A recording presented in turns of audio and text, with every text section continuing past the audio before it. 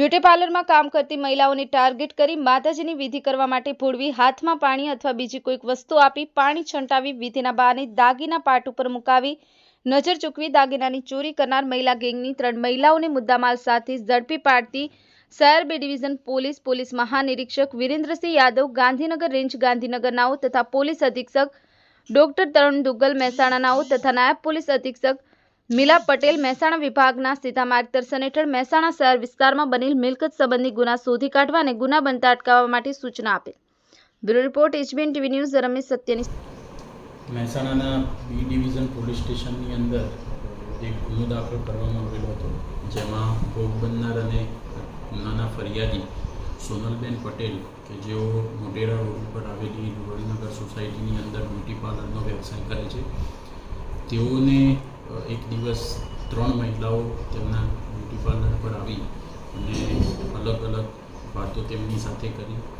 તેઓને જુદી જુદી તેમની સાથે એમને વાતોમાં ભેળવી અને તેમની પાસેથી સોના અને રૂપિયા લઈ અને ત્યાંથી રફુ ચક્કર થઈ ગયેલી હતી। આ બનાવ પોલીસના ધ્યાન ઉપર આવતા પોલીસે 27/7ના રોજ ગુનો દાખલ કરેલો હતો। B division PI NS ગેટિયા, PSI Makwana તથા તેઓની સર્વેલન્સ સ્ટાફ અને ટીમ તેઓએ આવા જે ગુનાઓ ગુજરાતની અંદર ભૂતકાળમાં ક્યાં ક્યાં બનેલા છે, સેમ મોડસ ઓપરાન્ડીથી જે ગુનાઓ બનતા હોય તેનો અભ્યાસ કરી અને આ પ્રકારનું કૃત્ય આચરનારી ટુકડી છે તેને ટ્રેસ કરવા માટે થઈ અને મહેનત શરૂ કરેલી હતી। જે અનુસંધાનમાં પોલીસને જાણકારી મળી હતી કે પાટણ, બનાસકાંઠા, અમદાવાદ સિટી, અમદાવાદ ગ્રામ્ય, મહેસાણા આ વિસ્તારની અંદર ભૂતકાળની અંદર આવા ગુનાઓ આચરનારી મહિલાઓ મૂળ બાયડના બહિયલ ગામ તથા આસપાસના વિસ્તારમાં રહે છે। આ બાબત પોલીસને ધ્યાન પર આવતા પોલીસે પોતાના માણસોને ખાનગી વેશની અંદર આ વિસ્તારની અંદર રેકી કરવા માટે થઈને મૂકેલા હતા। 15 દિવસ વિસ્તારની અંદર બહિયલ તથા આજુબાજુના વિસ્તારની અંદર રેકી કરી અને બાતમી મેળવી અને પોલીસને 3 નામ પોલીસે આઈડેન્ટિફાઈ કરેલા હતા।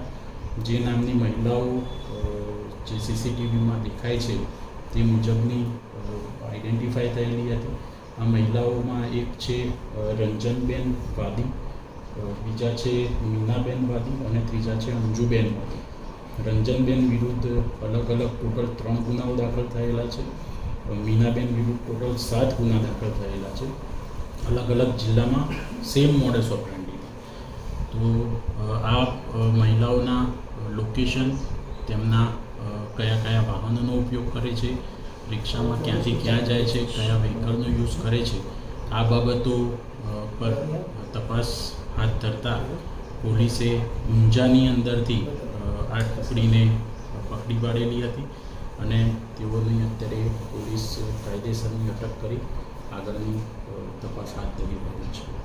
આ મહિલા બ્યુટી પાર્લરમાં શું કરવા અને કેવા બહાને જતી? આ મહિલાઓની મૂળ મોડસ ઓપરાન્ડી એવી હતી કે થોડીક પગ નિર્ભર હોય, આત્મનિર્ભર હોય જે મહિલાઓ, તેઓને પાસે જઈ અને અલગ અલગ પ્રકારે તેમની શું જરૂરિયાત છે, કોઈને પુત્ર પ્રાપ્તિ, સંતાન પ્રાપ્તિ માટેની વાતોમાં બોલાવતી, કોઈને ઘરની અંદર કંકાસ હોય, પતિના કે સાસરીના ત્રાસથી એમને મુક્તિ મેળવવા માટે કોઈ તાંત્રિક વિધિ કરવી પડશે, તેઓના દાગીના ઉપર કોઈ વિધિ કરવી પડશે, આવું અલગ અલગ જગ્યાએ જે મુજબ જે ભોગ બનનાર છે તેની જરૂરિયાત કેવી છે તે વાતો જાણી અને તે મુજબ તેની સાથે છેતરપિંડી આચરવા માટેનું એક નાટક તૈયાર કરી અને પછી એમની સાથે છેતરપિંડી આચરતા।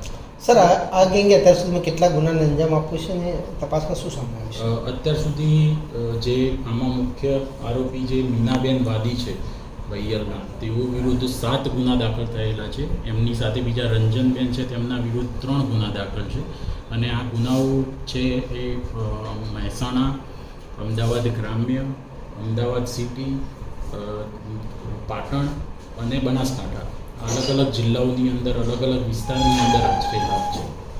આમાં સર કોઈ પુરુષ પાત્ર કોઈ હોઈ શકે આમાં મહિલાઓ પાછળ? આ લોકોને જે ટ્રાન્સપોર્ટ માટે થઈ અને મદદમાં કોઈ અમે લોકો એ દિશામાં તપાસ કરી રહ્યા છીએ કે કોઈ પર્ટિક્યુલર એક જ ગાડી કે કોઈ એક જ ટીમ તેઓને લઈને અલગ અલગ વિસ્તારમાં જતી હોય તો તેઓ પણ આની અંદર સંડોવણી નકારી શકાય તેમ નથી. તે બાબતમાં પોલીસ અત્યારે તપાસ હાથ ધરી રહી છે. સર અત્યાર સુધીમાં ગુના આચરાશે તો કેટલાનો મુદ્દામાલ રિકવર કરવામાં આવશે ને હજુ આગળ કઈ રીતે આ ગેંગનો ખુલાસો થઈ શકે છે કે બધું નામો ખુલી શકે છે? અત્યારે જે આપણું બી ડિવિઝનમાં જે ગુનો દાખલ થયો હતો તેની અંદર જે દાગીના અને કેશની જે આ લોકોએ નજર ચૂકવીને લઈ ગયેલા હતા તેમાંથી આપણે 2 દાગીના અને જે કેશની રકમ હતી તે અત્યારે રિકવર કરી છે. ઓકે.